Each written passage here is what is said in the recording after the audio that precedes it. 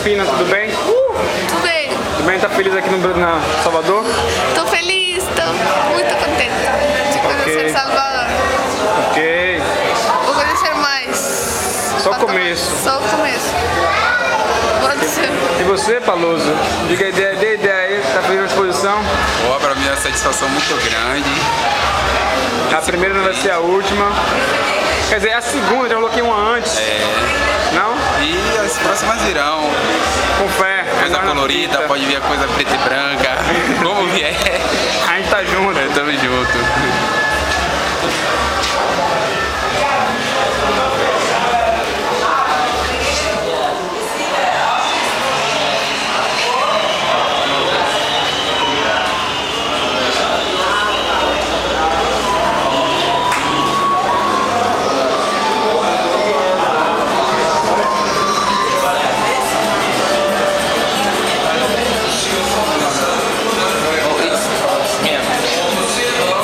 Yeah, she was here before.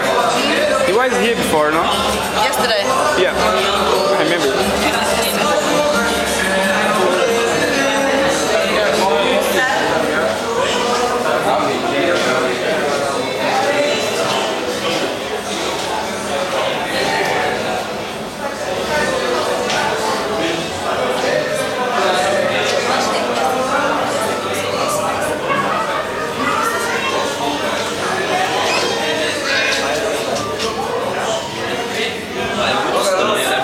Sabe? O cara admitiu um pouco no dia. Foi?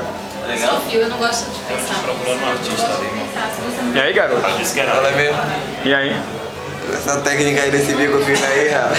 É o meu de sempre, só o dedo, tá mesmo na perversidade. Perversidade, né? Igual tava aí, ontem é o mesmo cap, pô. Ah. A paciência que é outra.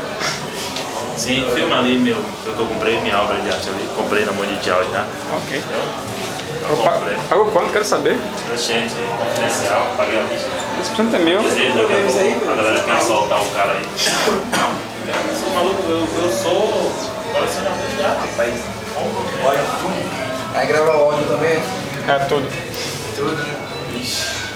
Mande pra mim pra eu fazer uma edição, porque o meu nome agora É? Tá, eu sou editor de vídeo profissional. Eu quero mesmo. Mandar uns vídeos, umas fotos. Bicho tá bala, né?